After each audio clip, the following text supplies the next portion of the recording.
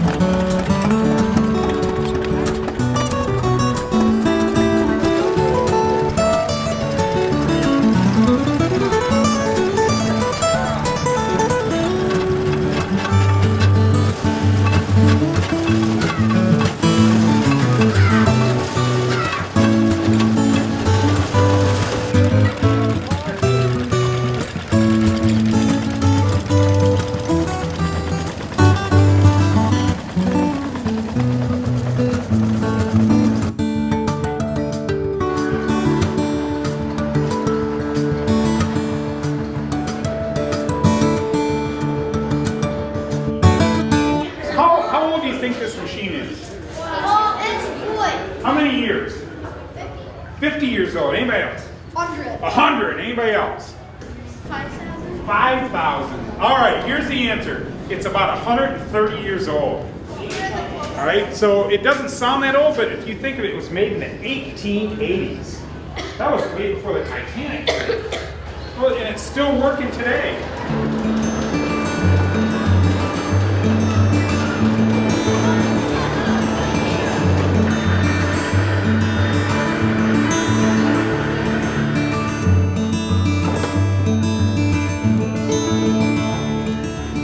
Now you see we're spinning the table around. And then he's going to start the press up, and that same wheel up there is going to spin. There's a transmission that moves gears, so if they start turning, then that press will start coming down.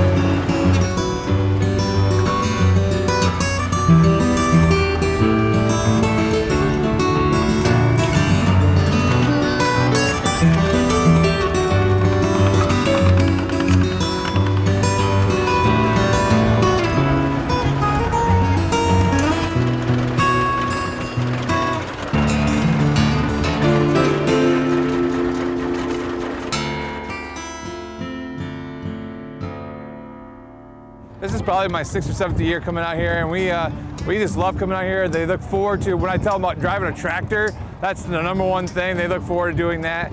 We talk about the early pioneers coming to Michigan and all the foresting, lumbering, and this whole event intertwines everything we were learning so far this year. So we really look forward to this event. Because it's awesome. It ties right into our history of Michigan, and the kids get to see so many things firsthand that they would never have the opportunity to see otherwise. It's a really good experience for them to see what life was like in the early 1900s. We, watched how they make brooms. We watched how they do some sewing, and they get to drive the tractors. We also got to see how they run the steam engines in there, and so it's a really good experience for the kids. They were very excited, and they're having a really good time. We want to bring our kids out here because they get hands-on experience learning about the old ways of life in Michigan and how our state has grown over time. And it really gives them a hands-on experience versus just reading it from a textbook. This is the 13th year we've done this event. We've seen other organizations do similar events. We've got so many fascinating demos and displays that we do out here that we just thought it was something that would help educate kids on the history of agriculture.